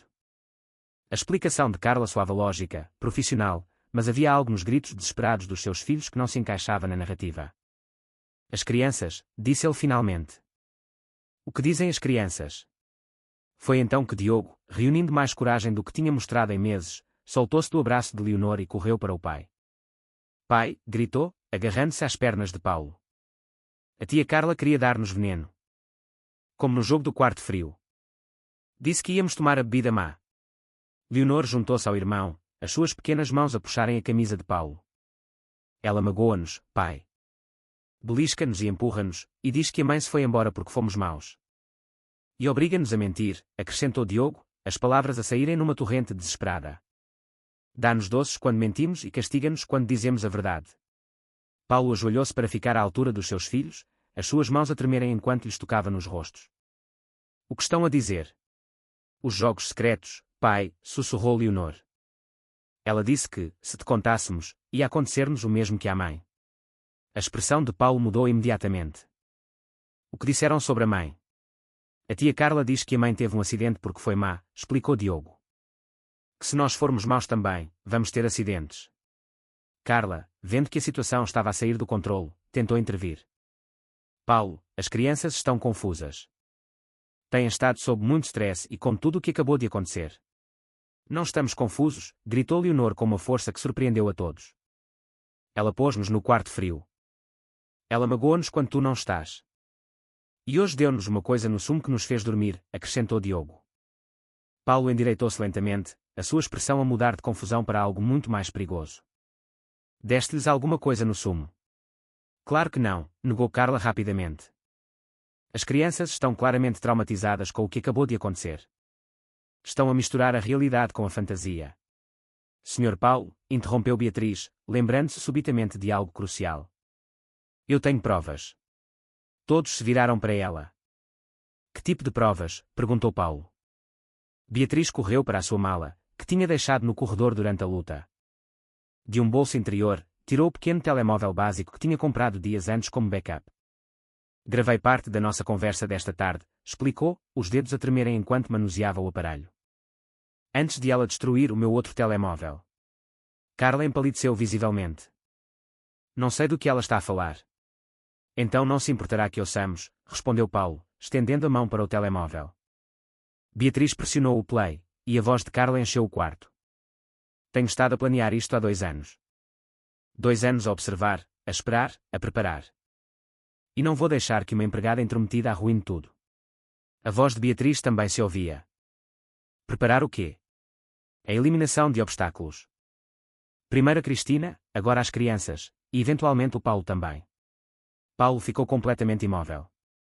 A cor tinha desaparecido completamente do seu rosto. A gravação continuou. Você matou a Cristina. Por favor. A Cristina era pateticamente fácil de manipular. Umas quantas sessões de terapia para plantar sementes de paranoia sobre o casamento, alguns medicamentos para a depressão que na realidade eram alucinogénios suaves. E foi lá. Uma mulher instável que tem um acidente numa estrada perigosa. O silêncio que se seguiu foi absoluto. Até as crianças tinham parado de chorar, sentindo a tensão elétrica no ar. Paulo olhou para Carla com uma expressão que ela nunca tinha visto antes. Tu. Mataste a Cristina. Por um momento, Carla manteve a sua expressão de choque e inocência, mas algo no olhar de Paulo, combinado com a evidência irrefutável da gravação, fez com que algo se partisse dentro dela. A máscara caiu completamente. Finalmente, disse ela, a sua voz a mudar para algo frio e calculista. Estava a começar a cansar-me de toda esta representação. A transformação foi imediata e perturbadora. A mulher calorosa e maternal tinha desaparecido completamente, substituída por algo que parecia pouco humano. Sim, matei a Cristina, confirmou casualmente, como se estivesse a discutir o tempo. E, francamente, fiz-lhe um favor. Era uma mulher patética, fraca, sem ambição. Não merecia o que tinha. Paulo recuou instintivamente, empurrando os seus filhos para trás de si. Por quê? Sussurrou. Carla riu-se, um som completamente desprovido de calor. Por quê, achas tu? Por dinheiro, claro. Acreditavas mesmo que me casei contigo por amor? Por favor, Paulo. És conveniente, mas não és exatamente irresistível. As crianças, disse Paulo, a sua voz quebrada. Ias matar os meus filhos. Ia eliminar obstáculos à minha herança completa, corrigiu Carla. As crianças eram complicações desnecessárias. Com eles fora do caminho, tudo teria sido meu, eventualmente. És um monstro. Sou prática, respondeu Carla. E bastante brilhante, devo acrescentar. Sabes quanto tempo me levou a ganhar a tua confiança? Quanto esforço investi em criar a esposa perfeita? Anos de pesquisa, de preparação, de representação impecável. Aproximou-se de Paulo, que recuou ainda mais. Estudei cada aspecto da tua vida, dos teus gostos, das tuas necessidades. Tornei-me exatamente no que precisavas depois da trágica perda da Cristina. A madrasta compreensiva, a psicóloga especialista, a mulher elegante que conseguia gerir o teu mundo social. Foi tudo mentira. Foi tudo estratégia, corrigiu Carla. E teria funcionado perfeitamente se não fosse por esta intrometida. Olhou para Beatriz com desprezo. Uma empregada doméstica com delírios de heroísmo. Estás doente? Disse Paulo, a sua voz cheia de nojo. Estou sã, respondeu Carla firmemente. Mais sã do que tu, obviamente. Pensaste mesmo que uma mulher como eu se interessaria genuinamente por um homem como tu? És aborrecido, Paulo. Previsível. A tua única qualidade redimível é a tua conta bancária. A crueldade nas suas palavras era como facas, desenhada para ferir o mais profundamente possível. Até a Cristina era mais interessante do que tu, continuou. Pelo menos ela lutou antes do fim. Tu simplesmente aceitaste tudo o que te disse, tão desesperado por amor depois da morte dela que engoliste cada mentira que te dei. Beatriz, que tinha estado em choque a ouvir a confissão completa, finalmente encontrou a sua voz. Como pôde fazer isso a estas crianças? São inocentes. Carla virou-se para ela com um sorriso que era pura malícia. As crianças são obstáculos, e eu elimino obstáculos. É tão simples quanto isso. São seres humanos. São complicações financeiras, respondeu Carla. E hoje teriam deixado de ser um problema se não te tivesses intrometido. Paulo, que tinha estado a processar tudo em choque, dirigiu-se subitamente ao telefone. Vou chamar a polícia. Por favor, disse Carla com desdém. Força. Mas lembra-te que sou uma psicóloga licenciada com uma reputação impecável, enquanto a tua principal prova vem de uma empregada doméstica com um historial de problemas mentais. Tenho a gravação. Que poderia ser facilmente descartada como fabricada ou editada, respondeu Carla, confiante. O meu advogado é muito bom. Mas quando Paulo marcou o número de emergência, a confiança de Carla começou a vacilar ligeiramente. Polícia. Preciso de reportar. Preciso de reportar uma tentativa de homicídio. Enquanto Paulo falava com a polícia, Carla aproximou-se de Beatriz. Isto não acabou, sussurrou. Podem prender-me, mas eu tenho contactos. Tenho dinheiro, tenho influência. E quando sair, vou encontrar-te. Não me assusta, respondeu Beatriz, embora a sua voz tremesse ligeiramente. Deveria, disse Carla com um sorriso gelado. Porque sou muito boa a guardar rancores. A polícia chegou em 15 minutos, seguida de perto por uma ambulância e pelos serviços sociais. As horas seguintes foram um turbilhão de perguntas, declarações e procedimentos legais. As crianças foram examinadas pelos paramédicos, que confirmaram a presença de sedativos no seu sistema. Encontraram os medicamentos no quarto de Carla, juntamente com os documentos sobre seguros de vida e heranças que Beatriz tinha fotografado anteriormente. Durante todo o processo, Carla manteve uma atitude de superioridade fria. Mesmo algemada, parecia considerar todos os presentes como intelectualmente inferiores.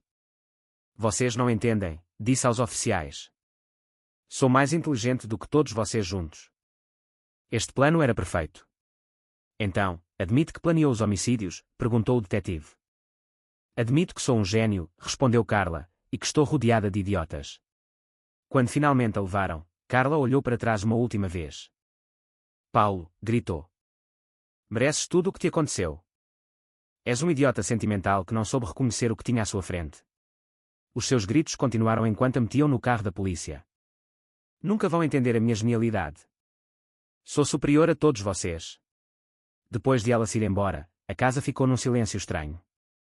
As crianças tinham adormecido no sofá, exaustas pelo trauma do dia. Paulo sentou-se numa cadeira com a cabeça entre as mãos. Beatriz, disse ele finalmente, sem levantar a vista. Não sei como te agradecer. Não tem de me agradecer nada, respondeu Beatriz suavemente. Apenas fiz o que era correto. Salvaste os meus filhos. Salvaste tudo. A sua voz quebrou-se. Meu Deus, como pude ser tão cego? Ela era muito boa no que fazia, disse Beatriz. Era uma manipuladora especialista. Eu devia ter visto. Devia ter protegido o Diogo e a Leonor. Está a protegê-los agora, respondeu Beatriz. Isso é o que importa. Paulo finalmente levantou a vista. Os seus olhos estavam vermelhos, mas havia algo de novo neles. Respeito. Gratidão.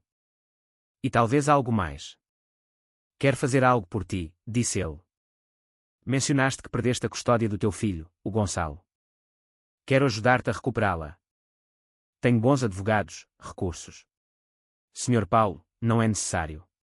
Sim, é necessário, insistiu ele. É o mínimo que posso fazer. E espero que consideres ficar. As crianças vão precisar de estabilidade, e claramente confiam em ti. Beatriz olhou para Diogo e Leonor, a dormirem pacificamente pela primeira vez em meses. Ficarei o tempo que precisarem de mim. Obrigado, murmurou Paulo. Por tudo. Naquela noite, enquanto Beatriz ajudava a deitar as crianças na sua própria cama, eles recusaram-se a dormir no seu quarto depois de tudo o que tinha acontecido. Leonor sussurrou-lhe algo que lhe tocou o coração. Beatriz, agora vamos estar a salvo. Sim, pequena, respondeu Beatriz, acariciando-lhe o cabelo. Agora vão estar completamente a salvo. E tu vais ficar conosco. Beatriz olhou para onde Paulo estava, à porta, a observar a cena com uma expressão que misturava gratidão, dor e algo que parecia esperança. Sim, respondeu finalmente. Vou ficar. O pesadelo tinha terminado, mas a verdadeira cura mal começava. Seriam necessários terapia, tempo e muito amor para reparar os danos que Carla tinha causado. Mas, pela primeira vez em meses, havia esperança real naquela casa. E talvez, apenas talvez, algo bonito pudesse crescer das cinzas de tanta escuridão. 3 meses depois, a quinta de Paulo tinha experienciado uma transformação silenciosa, mas profunda. Os mesmos quartos, que outrora tinham sido cenários de terror, ressoavam agora com uma tranquilidade genuína. Os corredores já não carregavam o peso de segredos sombrios e as janelas pareciam deixar entrar mais luz, como se a própria casa estivesse a respirar de alívio. Beatriz levantara-se cedo como sempre, mas agora por razões completamente diferentes. Já não era a empregada nervosa que caminhava sobre cascas de ovos, mas a guardiã oficial de uma família que lentamente aprendia a curar-se. O seu título tinha mudado oficialmente de empregada doméstica para administradora do lar e ama principal, mas na realidade, tornara-se algo muito mais importante, o coração estabilizador de uma família desfeita que estava a aprender a unir-se de novo. Enquanto preparava o pequeno almoço na mesma cozinha onde encontrara Diogo e Leonor no congelador naquela noite terrível, Beatriz refletiu sobre tudo o que tinha mudado. A rotina matinal incluía agora medicamentos prescritos pelo psiquiatra infantil para Diogo, que ainda lutava com pesadelos ocasionais, e sessões de respiração profunda para Leonor, que desenvolvera ansiedade em espaços fechados. Bom dia, Bia, disse uma vozinha da entrada da cozinha. Beatriz virou-se e sorriu ao ver Leonor parada no umbral, a abraçar a sua boneca nova, um presente do Dr. Jorge Pires que substituíra a que Carla tinha acidentalmente partido. Bom dia, princesa, respondeu Beatriz, agachando-se para receber o abraço matinal que se tornara parte da sua rotina diária. Dormiste bem? Sim, assentiu Leonor. Não tive sonhos feios. Essas pequenas vitórias significavam tudo. Os pesadelos tinham diminuído de eventos noturnos regulares para ocorrências ocasionais. E cada manhã sem terror noturno era uma celebração silenciosa. Diogo apareceu uns minutos depois, com o cabelo despenteado e a arrastar os pés, mas com uma expressão que já não carregava o peso constante do medo. Podemos fazer panquecas? Perguntou, algo que nunca teria pedido nos dias de Carla, quando qualquer pedido especial podia resultar em consequências. Claro que sim, respondeu Beatriz. Queres ajudar-me a mexer a massa? Diogo assentiu com entusiasmo, trepando para um banquinho para alcançar a bancada. Enquanto trabalhavam juntos, Beatriz notou como o menino tinha mudado. Continuava a ser cauteloso por vezes, especialmente com estranhos, mas recuperara a curiosidade natural e a energia que Carla tinha suprimido sistematicamente. Bia, disse Leonor de repente, enquanto observava o irmão a mexer a massa. Tu vais ser a nossa mãe para sempre. A pergunta apanhou-a de surpresa, não pelo seu conteúdo, mas pela naturalidade com que Leonor a tinha feito. Era a primeira vez que uma das crianças tinha verbalizado o que os três sentiam gradualmente. Gostariam disso? Perguntou Beatriz cuidadosamente. Sim, respondeu Diogo imediatamente, sem parar de mexer. Tu já és como a nossa mãe. A mãe Bia, acrescentou Leonor, testando o som das palavras. Gosto de como soa. Beatriz sentiu os olhos a encherem-se de lágrimas. Eu também gosto de como soa. Paulo apareceu na cozinha nesse momento, vestido para o trabalho, mas a caminhar mais lentamente do que costumava. Desde os eventos com Carla, fizera mudanças conscientes na sua rotina laboral, priorizando tempo com as crianças em vez de reuniões que podiam esperar. Bom dia, família, disse ele. E havia algo de novo na sua voz quando dizia essa palavra. Já não era apenas ele e as crianças. Agora, os quatro formavam uma unidade, embora ainda estivessem a navegar o que isso significava exatamente. Pai, exclamou Diogo.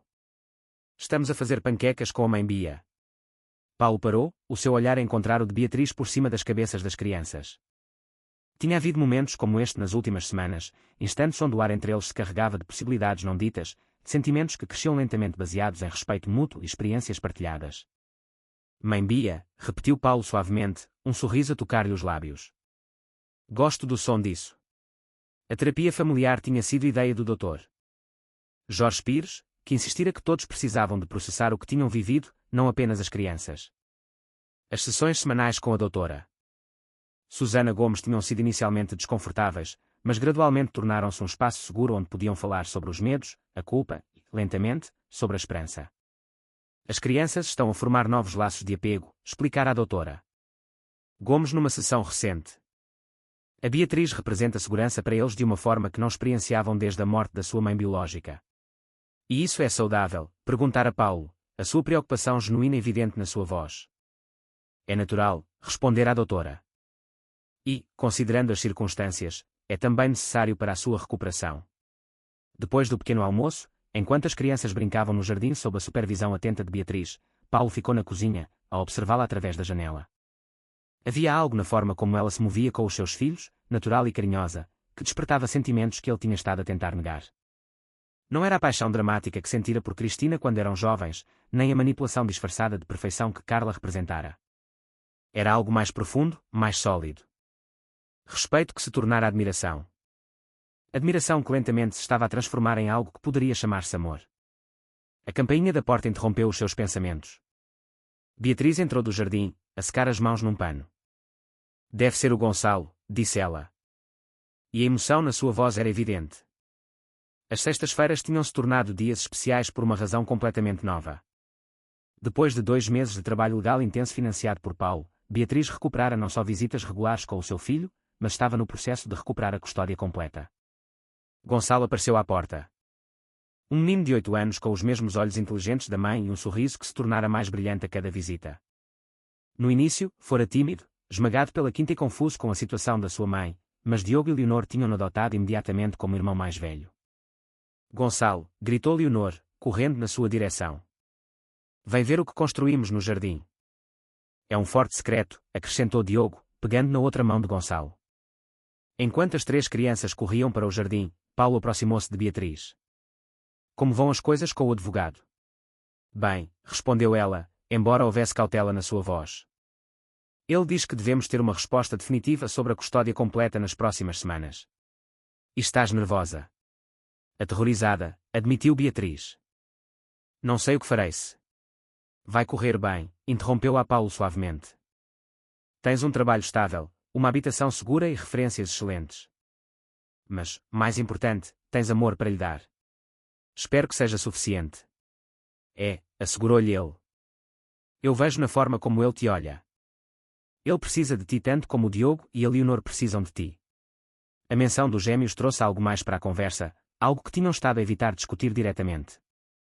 Paulo, começou Beatriz cuidadosamente. Quando o Gonçalo vier viver para cá permanentemente. Quando, repetiu ele, a certeza na sua voz a fazê-la sentir-se um pouco mais esperançosa. Não, se. Quando, concordou ela, as coisas vão mudar. 4 crianças. Bem, 3 crianças e um pré-adolescente em casa. Vão mudar para melhor, disse Paulo firmemente. Esta casa precisa de vida, de risos, até do caos ocasional. Esteve demasiado quieta por demasiado tempo. Naquela tarde, os 2 foram ao tribunal para o julgamento final de Carla. Tinham decidido ir, não por vingança, mas por um encerramento. As crianças ficaram com uma ama, mas Beatriz e Paulo sentiram que precisavam de ver o fim oficial daquele capítulo das suas vidas. Carla tinha perdido peso na prisão e o seu cabelo loiro tinha crescido, mostrando raízes escuras que, de alguma forma, a faziam parecer mais real, menos como a construção perfeita que tinha sido. Quando a sentença foi lida, 25 anos pelo homicídio de Cristina, tentativa de homicídio das crianças e várias outras acusações, ela não mostrou remorso. Meritíssimo, dissera quando lhe foi dada a oportunidade de falar. Estes procedimentos são o resultado de mentes inferiores que não conseguem compreender o brilhantismo de um planeamento superior. Mesmo no fim, a sua arrogância era absoluta. Beatriz e Paulo olharam-se durante o verdito, mas não sentiram triunfo, apenas o alívio de que finalmente tinha acabado e que podiam seguir em frente sem olhar constantemente por cima do ombro. De volta à casa naquela noite, depois de Gonçalo ter ido embora e os gêmeos estarem a dormir, Beatriz e Paulo sentaram-se no jardim das traseiras. Era a primeira vez em meses que tinham estado sozinhos sem a presença imediata das crianças, e a intimidade do momento era tanto confortável como ligeiramente estranha. Não é perfeito, disse Paulo de repente. O quê, não é perfeito? Isto. Gesticulou entre eles, para a casa. As crianças ainda têm pesadelos. Eu ainda trabalho demasiadas horas porque não sei como lidar com a culpa de não ter protegido a minha família. Tu ainda tens dias em que consigo ver que estás à espera que a desgraça aconteça. Beatriz considerou as suas palavras. Não, concordou ela. Não é perfeito. Mas é real, sim, respondeu ele sem hesitação. É real, o Diogo ainda acorda a gritar algumas noites, continuou Paulo. A Leonor não consegue estar em espaços pequenos sem entrar em pânico. Eu tenho pesadelos sobre chegar a casa e encontrá-los. E eu verifico as fechaduras 3 vezes todas as noites, acrescentou Beatriz. E acordo às 3 da manhã para me certificar de que eles estão a respirar. Mas estamos a curar-nos, disse Paulo. Estamos a curar-nos, concordou ela. Sentaram-se em silêncio confortável, a ouvir os sons da noite e o barulho ocasional das crianças a mexerem-se nas suas camas, lá em cima. Beatriz, disse Paulo finalmente, a sua voz carregada com algo que se tinha vindo a acumular durante semanas. Posso perguntar-te uma coisa? Claro. Acreditas em recomeços? Ela olhou para ele, vendo algo vulnerável na sua expressão. Por que perguntas? Porque acho que me apaixonei por ti, disse ele simplesmente. Não da forma dramática e cega como me apaixonei pela Cristina quando éramos jovens, e definitivamente não da forma manipulada como acreditei que amava a Carla. É algo diferente. Mais lento. Mais sólido. Beatriz sentiu a respiração a acelerar. Paulo. Não precisas de responder agora, continuou ele rapidamente. Eu só precisava de o dizer. Tu salvaste a minha família de maneiras que vão muito além de simplesmente expor a Carla. Ensinaste-nos a ser uma família de novo. Não fui só eu, respondeu Beatriz suavemente. Foste tu a tomar a decisão de ouvir, de mudar, de estar presente para os teus filhos. Então talvez nos tenhamos salvado um ao outro. Talvez, concordou ela. Achas que poderíamos? Os 5 de nós. Achas que poderíamos ser uma família a sério? Beatriz pensou em Gonçalo, em como ele tinha florescido nas últimas semanas com a estabilidade das visitas regulares e a promessa de um lar permanente. Pensou em Diogo e Leonor, em como tinham começado a rir genuinamente de novo. Pensou em Paulo, em como ele tinha mudado de um pai ausente para alguém que priorizava o jantar em família em detrimento de reuniões de negócios. Acho, disse ela finalmente, que já somos uma família a sério. A questão é se queremos torná-la oficial. E queres? Beatriz olhou para a casa, onde 3 crianças dormiam seguras pela primeira vez em meses, onde os pesadelos estavam a ser gradualmente substituídos por sonhos pacíficos, onde o amor estava a crescer nos espaços que o terror tinha deixado vazios. Sim, respondeu ela. Quero. A proposta formal chegou 3 semanas depois, quando Gonçalo se mudou oficialmente para a casa depois de Beatriz ter recuperado a custódia completa. Não foi num restaurante elegante ou durante um jantar romântico. Foi numa terça-feira à noite, depois de uma batalha épica para conseguir que 3 crianças tomassem banho e vestissem os pijamas. Quando Paulo e Beatriz se encontraram a desabar no sofá, exaustos mas contentes. Beatriz, disse Paulo, a respirar pesadamente depois de ter perseguido Diogo por toda a casa para o fazer vestir as calças. Casas comigo? Agora? Perguntou ela, a rir. Eventualmente, esclareceu ele. Quando tivermos tempo para planear um casamento. E quando o Gonçalo tiver tido tempo de se adaptar completamente. E quando o Diogo parar de ter pesadelos. E quando a Leonor? Sim, interrompeu ela. Sim. Sim, caso contigo. Com todo o caos, com todas as imperfeições, com todos os desafios. Sim. 1 ano depois, a cozinha da quinta tinha sido testemunha de outra transformação. As mesmas superfícies de mármore que outrora tinham refletido medo e segredos, estavam agora cobertas de farinha, chocolate e risos genuínos. Gonçalo, não comas a massa toda, protestou Leonor, tentando alcançar a tigela que o seu irmão mais velho tinha levantado acima da sua cabeça. Só mais um bocadinho, negociou Gonçalo, que aos 9 anos tinha desenvolvido uma relação de irmão mais velho protetor com os gêmeos que derretia o coração de todos os adultos que a presenciavam. Mãe Bia, queixou-se Diogo. O Gonçalo está a ser injusto. Gonçalo, disse Beatriz, tentando soar autoritária, mas a falhar porque estava a lutar para não se rir. Partilha com os teus irmãos. Mas eles já comeram massa, protestou Gonçalo. Eu vi a Leonor a comer 3 colheres. Não foram 3, gritou Leonor, indignada. Foram 2. Paulo, que estava a trabalhar no seu portátil na mesa da cozinha, fechou o computador e juntou-se ao caos. Vamos lá ver, disse ele, aproximando-se do grupo. O que se passa aqui? Pai Paulo, disse Gonçalo, o título que adotara naturalmente após alguns meses de convivência. Os gêmeos querem a massa toda, mas eu também quero um pouco. E se fizermos outra dose de massa só para comer, sugeriu Paulo. Que as bolachas tenham a sua massa e nós tenhamos a nossa. Sim, gritaram as 3 crianças em uníssono. Enquanto Beatriz preparava uma nova mistura especificamente para consumo direto, observou a cena com uma sensação de contentamento profundo que por vezes a surpreendia com a sua intensidade. Gonçalo estava a ajudar Diogo a medir os ingredientes. Leonor estava a decorar bolachas já cozidas com mais entusiasmo do que precisão. E Paulo estava a tirar fotografias de tudo com o seu telemóvel, algo que começara a fazer obsessivamente desde que se tornaram uma família oficial. Em que estás a pensar? Perguntou Paulo, aproximando-se dela enquanto as crianças estavam distraídas com os seus respectivos projetos. Em como chegamos aqui, respondeu Beatriz, limpando a farinha das mãos. Às vezes, sinto como se estivesse a viver a vida de outra pessoa. Uma vida melhor. Uma vida que nunca pensei que fosse possível, esclareceu. Sabes o que teria acontecido se eu não tivesse aberto aquele congelador naquela noite? Paulo estremeceu ligeiramente. Era um pensamento que ainda os atormentava ocasionalmente. Não quero pensar nisso. Eu quero, disse Beatriz. Porque me lembra o quão frágeis são os momentos que mudam as nossas vidas. Se eu tivesse decidido que os barulhos eram da minha imaginação, se tivesse tido demasiado medo de abrir aquela porta. Mas tu abriste-a, interrompeu-a Paulo suavemente.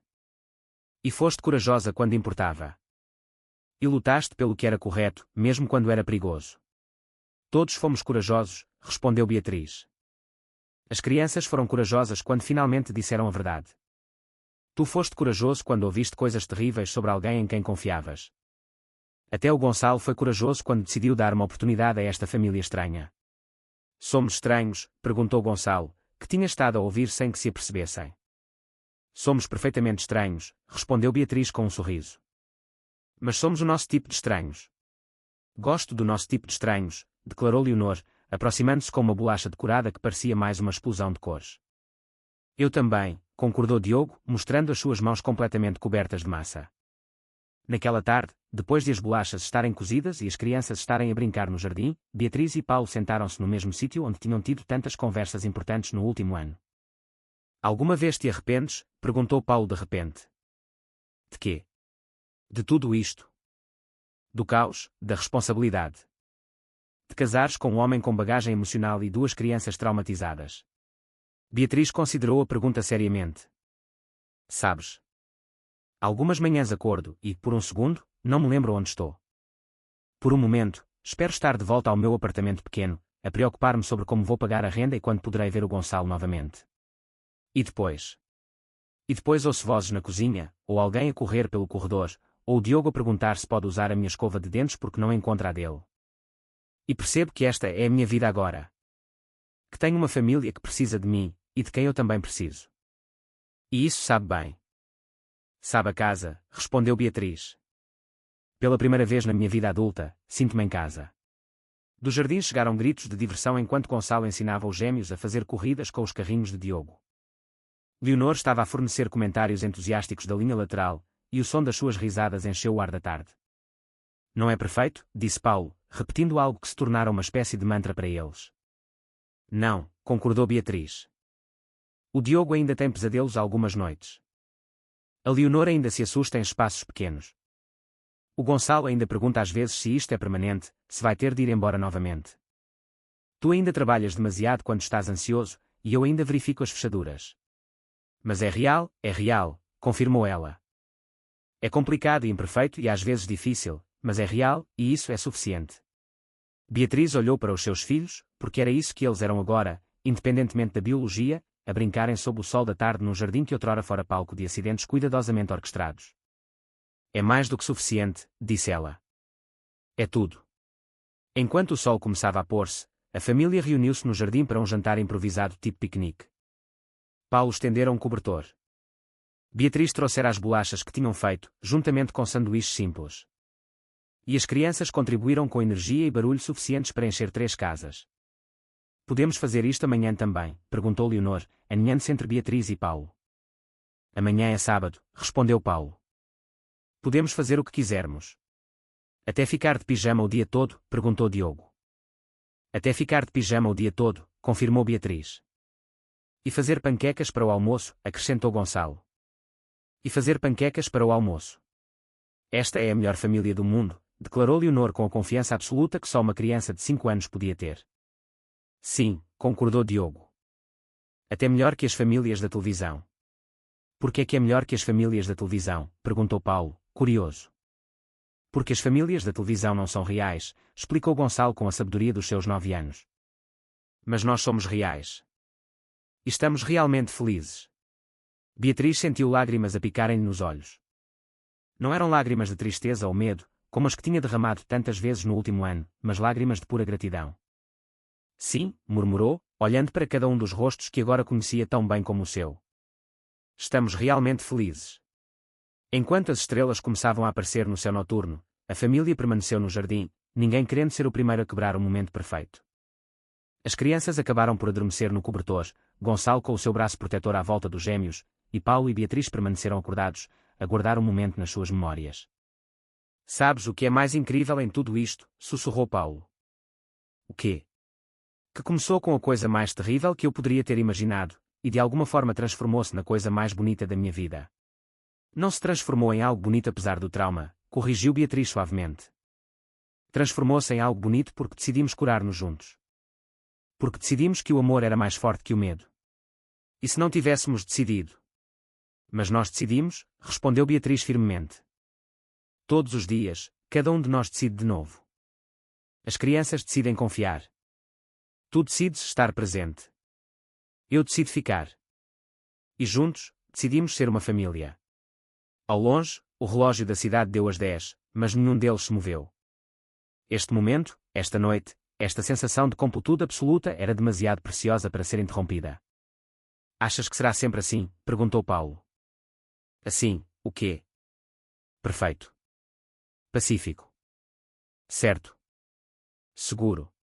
Beatriz considerou a pergunta. Haverá desafios, disse finalmente. As crianças vão crescer e ter problemas de adolescentes. Haverá discussões sobre os trabalhos de casa e namorados e autorizações para sair. Tu e eu teremos desacordos sobre disciplina e dinheiro e 1000 outras coisas pequenas. Isso não soa muito animador. Mas serão problemas normais, continuou Beatriz. Problemas que as famílias reais têm. Não segredos terríveis ou ameaças de morte ou manipulação psicológica. Apenas a vida real, com todas as suas complicações vulgares e bonitas. E isso é suficiente. Beatriz olhou para as 3 crianças a dormirem pacificamente sob as estrelas, os seus rostos relaxados e livres do medo que outrora os definira. Olhou para Paulo, cujas linhas de preocupação se tinham suavizado nos últimos meses, que aprendera a priorizar os momentos em detrimento das reuniões. É mais do que suficiente, respondeu ela. É tudo o que eu sempre quis e nunca me atrevi a esperar. Então vamos protegê-lo, disse Paulo, pegando na sua mão. Vamos protegê-lo, concordou Beatriz. E enquanto o vento noturno sussurrava através das árvores do jardim, levando consigo os últimos vestígios dos segredos medos que outrora tinham dominado aquela casa, uma nova família dormia sob as estrelas, segura no conhecimento de que o amor que tinham construído juntos era forte o suficiente para enfrentar qualquer coisa que o futuro pudesse trazer. Não era o fim de um conto de fadas, porque os contos de fadas não são reais. Era o começo de algo melhor.